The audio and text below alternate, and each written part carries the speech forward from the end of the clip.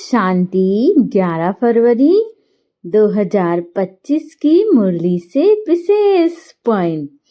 तो पहला पॉइंट है, मीठे बच्चे तुम्हें भगवान पढ़ाते हैं।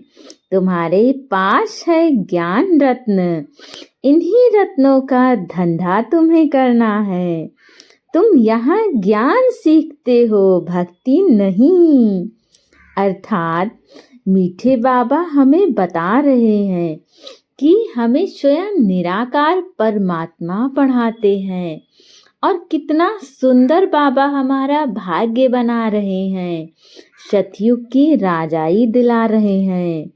बाबा हमें पढ़ा करके ज्ञान रत्न दे रहे हैं और वो ज्ञान रत्न क्या है? मुरली रूपी ज्ञान रत्न है, जो हमें सिखाता है कि हमें अपना जीवन कैसे जीना चाहिए।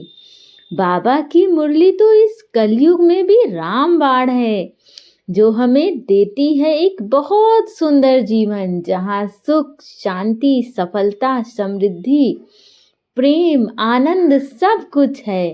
यदि कोई आत्मा बाबा की मुरली को अपने जीवन में धारण करे तो ये सभी चीजें उसके जीवन की परछाई बन जाएगी और हमें इन्हीं ज्ञान रत्नों का स्वयं तो धारण करना ही है, दूसरी आत्माओं को भी दान देना है, दूसरी आत्माओं को भी सिखाना है और इन्हीं ज्ञान रत्नों का हमें धंधा करना है। माना हमें गीता पाठशाला खोलनी है और ऐसा कोई कार्य करना है जिससे हमारा कार्य भी हो, साथ साथ बाबा का भी कार्य हो। हमें स्वयं ज्ञान सीखना है, भक्ति नहीं सीखनी है और बाकी आत्माओं को भी बाबा का ज्ञान जरूर सिखाना है। अगला पॉइंट है, गुप्त नशे में रह करके सर्विस करनी है। ऐसा कोई काम नहीं करना है जो दिल खाती रहे। अपनी जांच करनी है कि हम कितना याद में रहते हैं।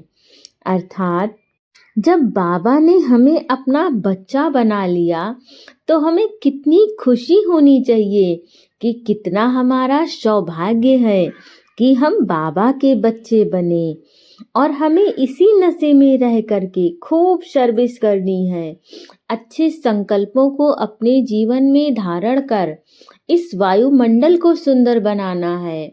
आप जैसे एक क्षण भी अच्छे संकल्प लेते हो या फिर आपने निर्णय किया होता है कि अब मुझे गुस्सा नहीं करना है, तो आप सतयुग की ओर अपना एक कदम तुरंत बढ़ा देते हो। इसीलिए हमें गुप्त सर्विस करनी है और ऐसा कोई कार्य नहीं करना है जो किसी को भी दिल दुखाए या उससे हमारा दिल दुखे।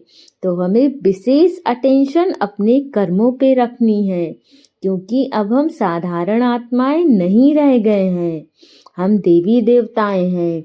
तो हमारे कर्म, बोल कुछ भी साधारण नहीं होनी चाहिए। हमें स्वयं अपनी जांच करनी है कि हम कितना समय बाबा को याद करते हैं। और यकीन मानिए, इस संसार में चाहे आप कुछ करें या ना करें, परंतु बाबा को याद जरूर करें। बाबा की याद आपके जीवन में चमत्कार कर सकती है, आपका जीवन खुशियों और आनंद से भर सकती है। इसीलिए बाबा को याद जरूर करें।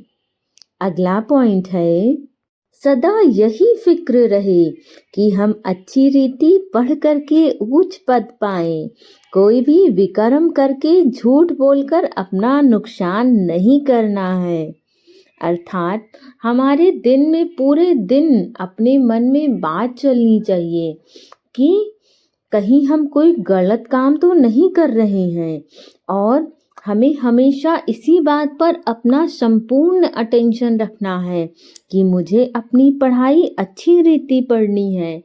कोई भी बच्चा इस लौकिक दुनिया में भी जब अच्छी पढ़ाई करता है तो वो अपने एम ऑब्जेक्ट को ज़रूर प्राप्त करता है। तो हमारा तो एम ऑब्जेक्ट देवी देवता बनना है, और यदि हम ये देवी देवता बनने की पढ़ाई अच्छे से पढ़े तो हम भी ज़रूर देवी देवता बनेंगे। इसीलिए हमें कोई भी विकर्म नहीं करना है, झूठ बोलकर अपना नुकसान नहीं करना है, ना ही हमें किसी अन्य आत्मा से झूठ बोलना है, ना स्वयं से।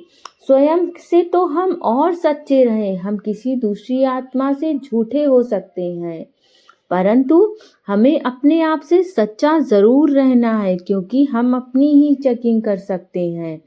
कोई दूसरी आत्मा शायद हमारी चेकिंग इतने अच्छे से ना कर पाए, परंतु हम सच्चे मन से अपनी चेकिंग करके अपने आप को ज्ञान में आगे बढ़ा सकते हैं और देवी देवता बनने की पढ़ाई को और तीव्र गति ले जा सकते हैं।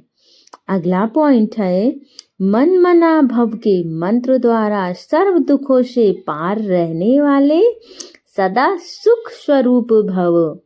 अर्थात जब किसी भी प्रकार का दुख हमारे जीवन में आए तो यही हमें मंत्र लेना है कि हम मन मना भव के रूप में रहने वाले हैं, जिससे जो कोई भी दुख हो तुरंत भाग जाएगा। स्वप्न में भी जरा भी दुख का अनुभव ना हो, तन बीमार हो जाए, धन नीचे ऊपर हो जाए, कुछ भी हो, लेकिन दुख की लहर अंदर आनी नहीं चाहिए। जैसे सागर में लहरें आती हैं और चली जाती हैं, लेकिन जिन्हें उन लहरों में लहराना आता है वो उसमें भी सुख का अनुभव करते हैं। अर्थात बाबा ने कितना बड़ा मंत्र दे दिया कि हम बाबा के बच्चे हैं। इस जीवन में जो भी सिचुएशन आए वो केवल हमारी परीक्षा लेने के लिए आई है, और बाबा हमें पढ़ाई के द्वारा बार बार अटेंशन दिलाते हैं, बार बार हमें संभालते भी हैं कि बच्चे चाहे जैसी भी सिचुएशन आए मैं तो हमेशा तुम्हारे साथ हूँ।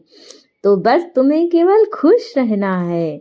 लहरों को जंप देकर ऐसी क्रॉस करते हैं जैसे खेल कर रहे हैं।